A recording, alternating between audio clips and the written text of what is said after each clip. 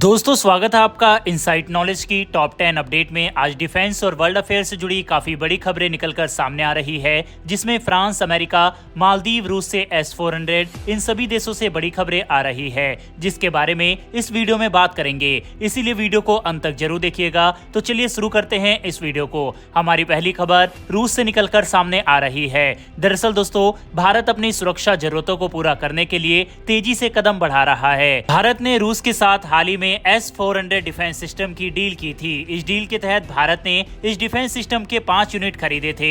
इस डील की कीमत करीब 5.4 अरब डॉलर की थी। बता दें कि रूस के द्वारा अब तक 3 डिफेंस सिस्टम डिलीवर हो चुके हैं। इसके अलावा बाकी के 2026 तक भारत को मिल जाएंगे। रूस ने डिलीवरी में देरी का कारण बताया कि वह यूक्रेन युद्ध में इस डिफेंस सिस्टम का इस्तेमाल कर रहा है। लेकिन अब इस मामले में एक बड़ी खबर सामने आई है। दरअसल रूस अब इस डिफेंस सिस्टम के मेंटेनेंस के लिए भारत में ही एक प्लांट लगाने जा रहा है। पहली बार रूस अपने देश से बाहर इस सिस्टम के लिए प्लांट लगाएगा। अब रूस अपने सारे यूनिट को भारत को डिलीवर कर देगा, तब भारत में इसकी मेंटेनेंस के लिए प्लांट लगाया जाएगा। अब से भारत में S-400 के रखरखाव और खराब होने पर उसको ठीक करना, उसके स्पेयर पार्ट भी बनाए जाएंगे। बताया जा रहा है कि ये काम 2028 तक पूरा हो जाएगा। भारत और रूस की कंपनियां इसको लेकर जल्द ही एक एग्रीमेंट साइन कर सकती है। S-400 air defence system 400 kilometre तक हवाई हमले को रोकने में सक्षम डिफेंस सिस्टम माना जाता है। बहरहाल दोस्तों, इस खबर के ऊपर अपनी राय कमेंट बॉक्स में लिखकर बताइएगा।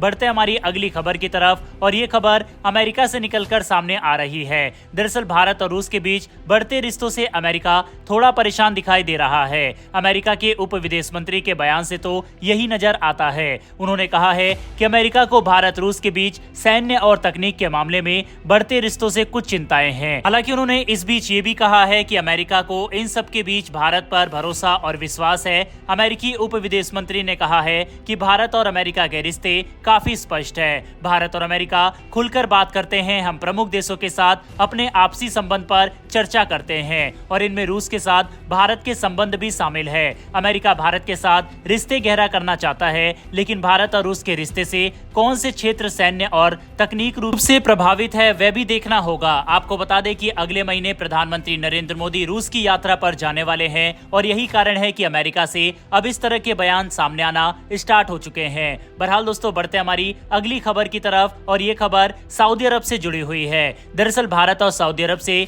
जुड़ी एक बड़ी खबर सामने आ रही है। दरअसल आपको बता दें कि पहले सऊदी अरब के द्वारा अपनी आर्मी, एयरफोर्स और नेवी को ट्रेनिंग के लिए पाकिस्तान भेजा जाता था, लेकिन जब से भारत में सरकार बदली है, यानी मोदी सरकार आई है, तब से सऊदी अरब और भारत के रिश्ते काफी ज्यादा मजबूत हो गए हैं। भारत सऊदी अरब के साथ अपने व्यापारिक और साथ ही सैन्य संबंधों को भी बढ़ाने में लगा है। इसका नतीजा ये हुआ कि सऊदी अरब की फोर्स जो पहले पाकिस्तान जाया करती थी, वह भारत के साथ ट्रेनिंग करने लगी। पिछले साल सऊदी अरब ने कहा उसकी नेवी को ट्रेन करने के लिए भारत अपनी नेवी के साथ ट्रेनिंग प्रोग्राम चलाए, जिसके बाद सऊदी अरब की नेवी ने इंडियन नेवी के साथ 4 हफ्तों की ट्रेनिंग भी की थी। बता दें कि सऊदी अरब के सीनियर को ट्रेनिंग काफी ज्यादा पसंद आई और उन्होंने एक बार फिर से भारत के साथ ये गुहार लगाई है कि भारतीय नेवी के साथ एक बार फिर से सऊदी अरब की नेवी को ट्रेनिंग दे। इसको लेकर खबर है कि अब केरल के कोची में इंडियन नेवी के नेवल बेस में 76वीं सऊदी अरब की नेवी बैच आ चुकी है। उन्होंने भारत के साथ ट्रेनिंग करना शुरू कर दिया है। बता दें कि ये ट्रेनिंग 4 हफ्तों की होने वाली है।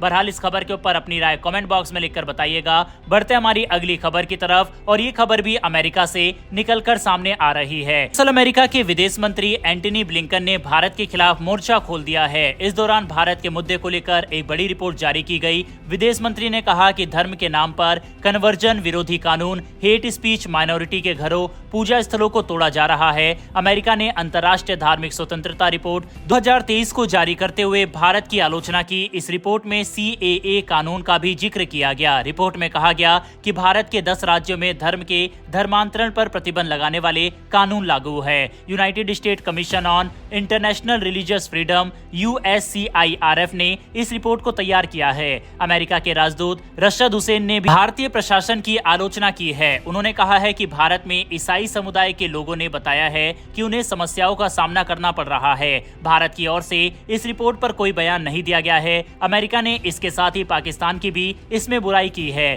पाकिस्तान के उन धार्मिक कानूनों की निंदा की गई है जो नफरत फैलाते सकते हैं। अमेरिकी विदेश मंत्री द्वारा दिए गए इस बयान पर आपकी क्या राय है, कमेंट बॉक्स में लिखकर बताइएगा। बढ़ते हमारी अगली खबर की तरफ, और ये खबर मालदीव से निकलकर सामने आ रही है। दरअसल इकोनॉमी को लेकर रेटिंग जारी करने वाली फिच रेटिंग्स में मालदीव की रेटिंग गिर गई है। पहले मालदीव को इसके द्वारा B- की रेटिंग दी गई थी, लेकिन अब इसकी रेटिंग को घटाकर C+ रेटिंग कर दिया गया है। इसका मतलब यह है कि मालदीव की इकोनॉमी काफी ज्यादा खतरे में है और आने वाले भविष्य में मालदीव की इकोनॉमी और ज्यादा खराब हो सकती है। इसकी रेटिंग का ये मतलब हुआ कि देश पर एक्सपेंडिचर लगातार बढ़ता जा रहा है और करंट अकाउंट डेफिसिट भी लगातार बढ़ रहा है, यानी कि सरकार के पास शॉर्ट टर्म लायबिलिटीज को पूरा करने के लिए फॉरेन रिजर्व भी मौजूद नहीं है। अब अगर मालदीव की सरकार विदेश से कर्ज भी लेती है तो उसको भारी इंटरेस्ट रेट चुकाना होगा। इसके साथ साथ ही मालदीव में इन्वेस्ट करने वाले इन्वेस्टर्स का भरोसा भी देश पर से उठ सकता है,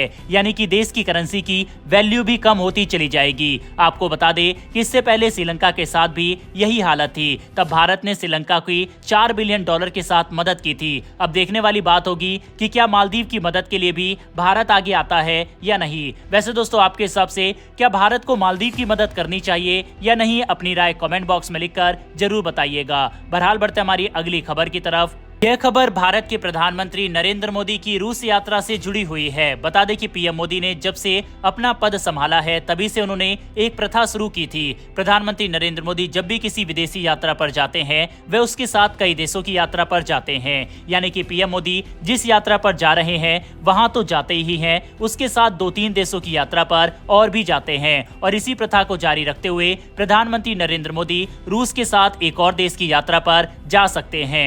आपको बता दें कि एक देश से ज्यादा देशों की यात्रा के साथ प्रधानमंत्री का समय बचता है और साथ ही देश के कई करोड़ रुपए की भी बचत हो जाती है। अब जो अपडेट सामने आ रही है उसके मुताबिक नरेंद्र मोदी जब रूस की यात्रा पर जाएंगे तब वहां से ऑस्ट्रिया की यात्रा पर भी जा सकते हैं।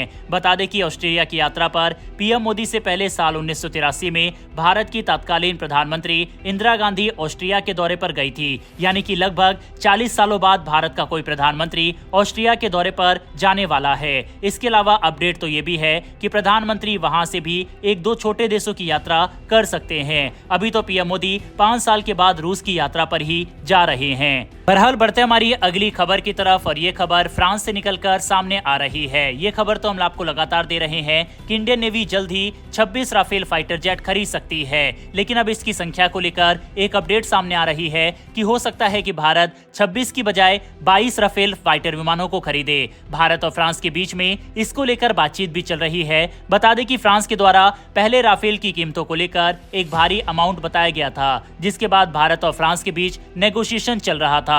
खबर थी कि साल 2016 में जिस दाम पर भारत ने फ्रांस से राफेल खरीदे थे, अब फ्रांस करीब 2 गुना दाम पर भारत को राफेल दे रहा है और इसी को लेकर भारत और फ्रांस दोनों ही इसके दाम पर चर्चा कर रहे हैं। लेकिन अब मीडिया के हवाले से खबर सामने आ रही है कि भारत और फ्रांस के बीच राफेल की कीमत फाइनल हो गई है। खबर के मुताबिक भारत और फ्रांस के बीच 22 नेवी वेरिएंट राफेल के लिए करीब 40,000 करोड़ रुपए की डील फाइनल हो गई। भारत इसके लिए करीब 4 बिलियन यूरो फ्रांस को देगा। इन विमान के साथ फ्रांस भारत को हथियार, उसके मेंटेनेंस की भी सर्विस प्रोवाइड करेगा। अगर एक विमान की बात करें तो भारत को ये करीब 1818 करोड़ रुपए का पड़ेगा। साल 2016 की डील देखें तो भारत ने 36 राफेल विमान खरीदे थे। उस दौरान डील करीब 7.83 बिलियन यूरो भारतीय रुपए में करीब 59 करोड़ रुपए की हुई थी। तब भारत को एक राफेल करीब 1638 करोड़ रुपए में पड़ा था, यानी कि 8 सालों के अंदर एक राफेल की कीमत 180 करोड़ रुपए बढ़ गई है। लेकिन भारत के नजरिए से अगर देखा जाए तो भारत के लिए ये काफी फायदेमंद है, क्योंकि फ्रांस पहले 26 राफेल के लिए 60,000 करोड़ रुपए की डिमांड कर रहा था। ये देखना इंटरेस्टिंग होगा कि क्या भारत फ्रांस के साथ ये डील फाइनल करता है या फिर नहीं, क्योंकि अभी तक इस पर ऑफिशियल कंफर्मेशन सामने नहीं आई है। बहरहाल दोस्तों, बढ़ते हमारी अगली अपडेट की तरफ। ये खबर इंडियन एयरफोर्स और आर्मी से जुड़ी हुई है। एयरफोर्स और आर्मी को लेकर लगातार मांग उठती गई है कि भारत की आर्मी और एयरफोर्स के पास बख्तरबंद वाहन नहीं है। खास तौर पर आर्मी के काफिले में बख्तरबंद वाहनों की काफी कमी है। बता दें कि कश्मीर घाटी में जब आर्मी के काफिले पर अटैक हुआ था तब भी मांग उठी थी कि भारत की आर्मी के पास ऐसे वाहन नहीं है, लेकिन अब आर्मी ने अपनी ताकत को मजबूत कर लिया है। इंडियन आर्मी के पास अब महिंद्रा कंपनी के advance light specialist vehicle ALSV मौजूद है। बता दें कि काफी बड़ी संख्या में आर्मी ने उसका ऑर्डर भी दे दिया है और कंपनी के द्वारा आर्मी को इसकी डिलीवरी भी शुरू कर दी गई है। है। हाल ही में आर्मी के काफिले के दौरान इस व्हीकल को भी देखा गया था। इसके अलावा भारत की आर्मी के पास कल्याणी M4 व्हीकल भी है, जो कि एक बख्तरबंद वाहन है। हालांकि भारत की आर्मी ने महिंद्रा कंपनी के व्हीकल को भारी संख्या में ऑर्डर देकर मंगवाया है, लेकिन इंडियन आर्मी के पास कल्याणी M4 भी शामिल है। आपको ये भी बता दें कि महिंद्रा ALSV के व्हीकल को इंडियन आर्मी ने 1300 यूनिट का ऑर्डर दिया है और आर्मी और भी ऑर्डर आगे देने वाली है। इसके अलावा कल्याणी M4 के 126 यूनिट आर्मी ने ऑर्डर दिया है। इन वाहनों की बात करें तो जब काफिले पर अटैक होता है तो ये उसको रिस्पॉन्स करने में काफी काम आते हैं। साथ ही जिस तरह से भारत की प्राइवेट कंपनियां डिफेंस के सेक्टर में उतरकर काम कर रही है, अब उसका बड़ा बेनिफिट भारत को मिल रहा है। बहरहाल बढ़ते हमारी आज की अंतिम खबर की तरफ, और ये खबर एप्पल के आईफोन बनाने वाली कंपनी से जुड़ी हुई है। दरअसल भारत में एप्पल आईफोन बनाने वाली फॉक्सकॉन कंपनी को लेकर एक विवादित खबर सामने आई है। खबर है कि फॉक्सकॉन भारत में अपनी मैन्युफैक्चरिंग यूनिट में किसी भी शादीशुदा महिला को जॉब नहीं देती, यानी कि कंपनी के अंदर शादीशुदा महिला को नौकरी नहीं दी जाती। ऐसे में अब मोदी सरकार ने इस मामले को संज्ञान में लिया है।